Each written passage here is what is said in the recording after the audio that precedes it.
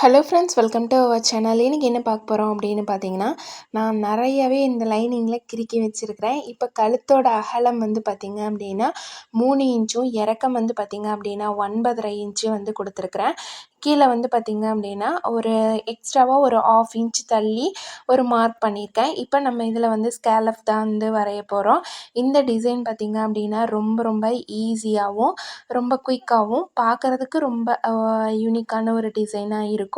எப்பயுமே lace, patch work அந்த மாதிரியெல்லாம் ரெடி பண்ணுறதுக்கு நம்ம இன்றைக்கி நெட் கிளாத் கொடுத்து தான் வந்து இந்த டிசைன் வந்து ட்ரை பண்ண போகிறோம். ஃபஸ்ட்டு வந்து பார்த்திங்க அப்படின்னா இப்போ நான் வந்து கழுத்தோட அகலம் 3 இன்ச் வந்து கட் பண்ணியிருக்கேன். நமக்கு சரியாக வந்து நம்ம வச்சு தைச்சதுக்கப்புறம் நம்ம அந்த 3 இன்ச் அப்படிங்கிறது வந்து நமக்கு ஒரு 1/4 இன்ச் முன்ன பின்ன வரும். நம்ம தைக்கும்போது அதுக்கு தகுந்த மாதிரி அந்த ரவுண்டை வந்து நம்ம கட் பண்ணிவிட்டு நம்ம வந்து வச்சு அட்டாச் பண்ணிக்கலாம். இப்போ நான் வந்து ஃபஸ்ட்டு அதை கேன்வாஸ் வந்து நம்ம லைனிங் கிளாத்தில் தான் கொடுத்து தைக்க போகிறோம். நம்ம இந்த மாதிரி டிசைன் ப்ளவுஸ் எல்லாம் தைக்கும்போது நம்ம வந்து இந்த லைனிங்கில் நெக்கு வந்து வெட்டிடவே கூடாது. அது அப்படியே தான் வந்து இருக்கணும். நமக்கு அப்போ தான் வந்து ஈஸியாக நம்மளோட ஒர்க் வந்து செய்கிறதுக்கு முடியும். கேன்வாஸ்லேயுமே வந்து பார்த்திங்க அப்படின்னா இப்போ மேலே பாருங்கள், நான் ஒரு 1/2 இன்ச் அளவில் விட்டுட்டு தான் வந்து கட் பண்ணியிருக்கேன். சேம் அதே மாதிரியே வந்து நீங்கள் ஒரு 1/2 இன்ச் அளவுக்கு விட்டுட்டு கட் பண்ணுங்கள். அப்போ தான் கேன்வாஸ்லேயும் அந்த டிசைன் வந்து அகலமாக போகாமல் கரெக்டாக நம்ம கட் பண்ண அகலத்துலேயே வந்து கரெக்டாக இருக்கும். இப்போ நான் வந்து ஸ்டிச் பண்ணி ஃபஸ்ட்டு வந்து லைனிங்கில் ஒரு தையல் போட்டு எடுத்தாச்சு. நீங்கள் தையல் போடுறனாலும் போடலாம், இல்லைன்னா நீங்கள் வந்து ஒட்டி எடுத்துக்கிறனாலும் வந்து எடுத்துக்கலாம். அடுத்தது வந்து பார்த்திங்க அப்படின்னா மெயின் கிளாத்தோட மேல் பக்கம் வச்சு நம்ம வந்து ஸ்டிச் பண்ணுறோம்.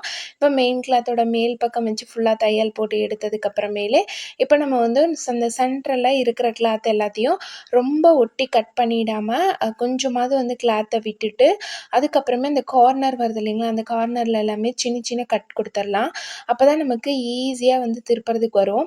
இது நான் வந்து கையில் வந்து போட்டிருக்கேன். நீங்கள் வந்து இந்த ஸ்கேலப் வரைகிறதுக்கு ஏதாவது மூடி மாதிரி நீங்கள் வச்சுக்கிட்டீங்க, ரவுண்டில் வந்து மூடி மாதிரி வச்சிங்க அப்படின்னா உங்களுக்கு அது வந்து கரெக்டான ஷேப் வந்து வரும். இப்போ வந்து பார்த்திங்க அப்படின்னா அப்படியே 1 பை 1 எல்லாத்தையும் அப்படியே திருப்பி விட்டுட்டு இப்போ இது மேலே நம்ம ஒரு படிமான தையல் வந்து போட்டு எடுத்துக்கலாம். இது மேலே படிமான தையல் போட்டுட்டு அதுக்கடுத்து வந்து நம்ம வந்து இந்த சாரியோட கிளாத்துக்கு நான் வந்து நெட் கிளாத் வந்து தனியாக வந்து எடுத்து வச்சுருக்கிறேன். ப்ளவுஸ் வந்து இந்த கலர் தான். ஆனால் சாரியில் வந்து பார்த்திங்க அப்படின்னா ஒரு லைட் க்ரீன் மாதிரி வந்து ஒரு வரும், ராமா ப்ளூம் அந்த மாதிரி. அந்த கலரில் வந்து நெட் கிளாத் வந்து தனியாக வந்து ஒரு 1 மீட்டர் வந்து வாங்கி வச்சுருக்கிறேன். ஏன்னா நம்ம வந்து டிசைனுக்குன்னு கேட்குறப்ப பீஸில் கொடுக்குறப்ப நமக்கு 1/2 மீட்டரும் கொடுப்பாங்க, 1 மீட்டரும் கொடுப்பாங்க. இதுக்கு வச்சு அட்டாச் பண்ணினது போக மீதி இருக்கிற கிளாத்தை வச்சு நான் ஸ்லீவுக்கு வந்து டிசைன் பண்ணோம். பஃப் கை வந்து நெட்டில் தான் வந்து கொடுக்க போகிறேன். அதுக்காக தான் வந்து அந்த கலர் வந்து எடுத்திருக்கேன். இப்போ நம்ம இதை ஃபுல்லாக வந்து ஸ்டிச் பண்ணிவிட்டு நெக் எல்லாமே வந்து தைச்சாச்சு. எக்ஸ்ட்ரா இருக்கிற கிளாத் எல்லாமே கட் பண்ணி விட்டுட்டு கீழே பாட்டம் வந்து மடித்து ஸ்டிச் பண்ணிக்கலாம். அந்த இடுப்பு பகுதி மடித்து தையல் போட்டதுக்கப்புறமேலே இப்போ நம்ம வந்து இந்த நெக் வந்து ரெடி பண்ணினதுக்கப்புறமேலே இப்போ இதில் வந்து டிசைனுக்காக நம்ம எடுத்துருக்கிற நெட் கிளாத்தை வச்சிடலாம். இந்த நெட் கிளாத் பார்த்திங்க அப்படின்னா நீங்கள் வந்து எப்பயுமே ஸ்ட்ரைட் லைனில் வந்து வைக்காதீங்க. நீங்கள் இதை வந்து கிராஸாக போட்டு இந்த மாதிரி இழுத்து பார்த்திங்க அப்படின்னா உங்களுக்கு நல்லாவே வந்து அது எக்ஸ்பெண்ட் ஆகிறது தெரியும். இதுவே நேரில் போட்டு நீங்கள் ஸ்டிச் பண்ணிங்க அப்படின்னா உங்களுக்கு அது லூஸ் கொடுக்கவே கொடுக்காது. நம்ம பேக் போர்ட் வந்து போடும்போது நமக்கு கண்டிப்பாக வந்து லூஸ் கொடுக்கணும். அதனால் வந்து நீங்கள் அதை அந்த மெட்டீரியல் எப்படி இருக்குது அப்படிங்கிறத பார்த்துட்டு அந்த நெட் கிளாத்தை நீங்கள் வந்து ஸ்ட்ரைட் லைனில் போடணுமா, கிராஸ் லைனில் போடணுமா, எந்த மாதிரி நமக்கு இழுத்தா அது லூஸ் கொடுக்குது அப்படிங்கிறத செக் பண்ணிவிட்டு அந்த பொசிஷனில் வந்து போட்டுக்கோங்க.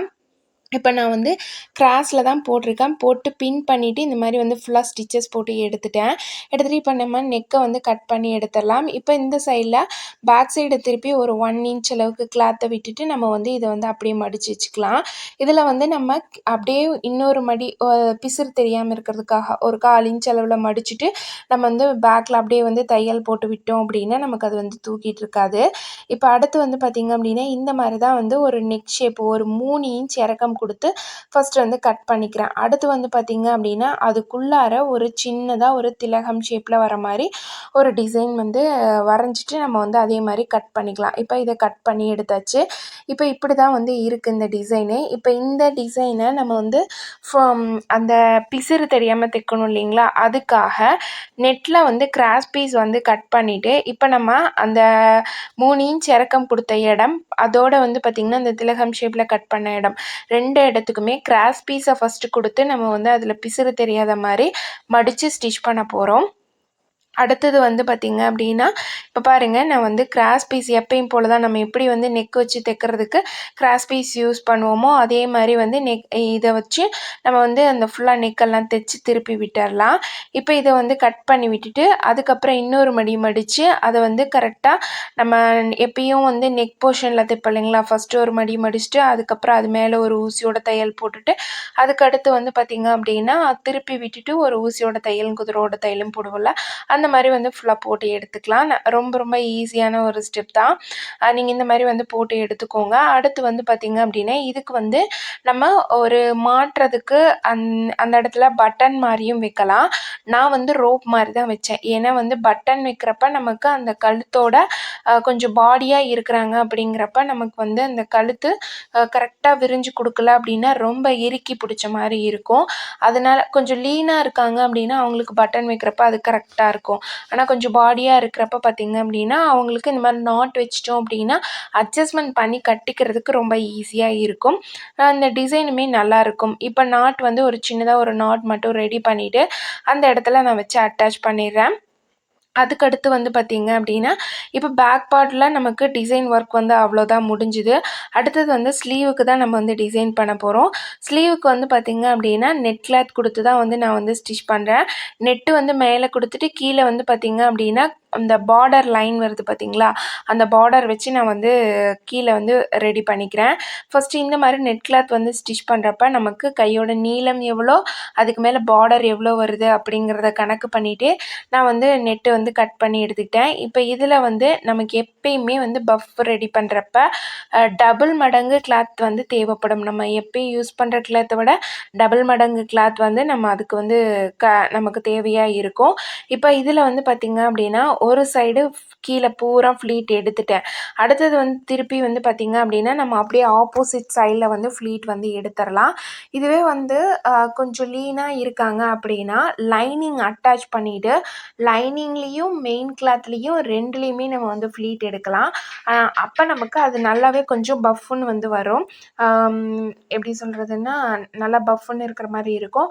இதுவே வந்து எனக்கு அவ்வளோ அளவுக்கு தூக்க வேணாம், பார்க்குறதுக்கு பஃப் கை மாதிரி இருந்தால் போதும், ஆனால் வந்து ரொம்ப தூக்க வேணாம் அப்படின்னு விரும்புகிறாங்க அப்படின்னா நீங்கள் வந்து அவங்களுக்கு மெயின் கிளாத்தில் மட்டும் ஃப்ளீட்ஸ் எடுத்துகிட்டு அதுக்கு மேலே வந்து லைனிங்கை வச்சு அட்டாச் பண்ணிங்க அப்படின்னா உங்களுக்கு வந்து அது கரெக்டாக இருக்கும். இப்போ நான் வந்து அந்த மாதிரி தான் வந்து பண்ணுறேன். இப்போ நான் வந்து மெயின் கிளாத்தில் மட்டும் பஃப் ரெடி பண்ணிவிட்டு அடுத்து வந்து பார்த்திங்க அப்படின்னா இப்போ பாருங்கள், நான் வந்து ஸ்லீவ் வந்து ஃபுல்லாகவே கட் பண்ணிட்டேன். இதுக்கு கீழே நம்ம பார்டர் வச்சு ஸ்டிச் பண்ணுறதுக்கும் சேர்த்து தான் வந்து நான் வந்து கட் பண்ணியிருக்கேன். இப்போ இதில் வந்து நம்ம பார்டரையும் வச்சு அட்டாச் பண்ணிடலாம். அட்டாச் பண்ணிவிட்டு அப்படியே திருப்பி விட்டுட்டு அதுக்கப்புறம் ஸ்லீவை நம்ம வந்து மெயின் கிளாத்தை வச்சு தைச்சி அடிப்பக்கமாக தைச்சி அப்படியே மேல் பக்கமாக திருப்பி விட்டுட்டோம் அப்படின்னா நமக்கு வந்து கரெக்டாக இருக்கும். ரொம்ப ரொம்ப ஈஸியான ஒரு மெத்தடு தான். ஸ்லீவ் டிசைன் அப்படின்னு பார்த்திங்கன்னா ஸ்லீவ் டிசைனுக்கு 100 ருபீஸ் ஸ்டார்டிங் வந்து வாங்குறது. நான் வந்து இதில் நெட் கிளாத்து இதெல்லாமே வந்து யூஸ் பண்ணுறேன் அப்படிங்கிறனால அதுக்கு நம்ம வந்து எவ்வளோ யூஸ் பண்ணியிருக்கிறோமோ அதுக்கு தகுந்த மாதிரி சார்ஜ் வந்து நம்ம வந்து போட்டுக்கலாம். இந்த ஸ்லீவ் டிசைனுக்கு 100 ருபீஸ் தான். பேக் நெக் டிசைனுக்கு வந்து பார்த்திங்கன்னா 200 ருபீஸ் வந்து வாங்கினது. மொத்தம் வந்து இதோட டிசைனுக்கு மட்டும் வந்து 300. அதுக்கு மேலே வந்து இதில் லைனிங் கிளாத் வந்து ஸ்லீவுக்கு மட்டும் தனியாகவும் மெயின் நெட் கிளாத் வந்து 1 மீட்டர் வந்து யூஸ் பண்ணியிருக்கு. நாட் ரெடி பண்ணுறதுக்கு 20 ருபீஸ். இந்த மாதிரி நம்ம வந்து எக்ஸ்ட்ரா இன்னும் என்னென்ன வந்து அதில் ஒர்க் பண்ணுறோமோ அந்த ஒர்க் எல்லாமே வந்து சேர்த்திக்கலாம். இப்போ நமக்கு அந்த ஸ்லீவில் வந்து பார்த்திங்கன்னா அந்த நெட்டில் இருந்து பிசுறு வந்து இப்படி திரும்பி வரக்கூடாது அப்படிங்கிறதுக்காக அந்த இடத்துல நல்லாவே நான் ஸ்டிச் பண்ணி எடுத்துகிட்டு அதுக்கப்புறமேல் தான் வந்து லைனிங் கிளாத்தை வச்சு நான் அப்படியே தைச்சி வந்து திருப்புறேன். அப்போ நமக்கு அடியிலிருந்து பார்த்திங்க அப்படின்னா அடித்துணி வந்து எதுவுமே மேலே வந்து தெரியவே தெரியாது. இப்போ சேம் கலரில் பார்த்திங்க அப்படின்னா நமக்கு ஸ்லீவும் ரெடி பண்ணியாச்சு. ஃபைனல் அவுட்லுக் வந்து பார்த்திங்க அப்படின்னா இப்படி தான் இருக்கும். இன்றைக்கி இந்த வீடியோ உங்களோட ஷேர் பண்ணல எனக்கு ரொம்பவே வந்து ஹாப்பி. அதே மாதிரி நீங்கள் நம்ம சேனலை ஃபஸ்ட் டைம் பார்க்குறீங்க அப்படின்னா மறக்காமல் வந்து சப்ஸ்கிரைப் பண்ணி சப்போர்ட் பண்ணுங்கள். ஸ்டிச்சிங் பிடிக்கும்னாலும் ஒரு லைக் போட்டு பாருங்கள். இப்போ ஃபைனலாக வந்து இது நம்ம ஸ்லீவும் வந்து ரெடி பண்ணியாச்சு. ஓகே ஃப்ரெண்ட்ஸ், நெக்ஸ்ட் வீடியோவில் பார்க்கலாம் ஃப்ரெண்ட்ஸ். தேங்க்ஸ் ஃபார் வாட்சிங்.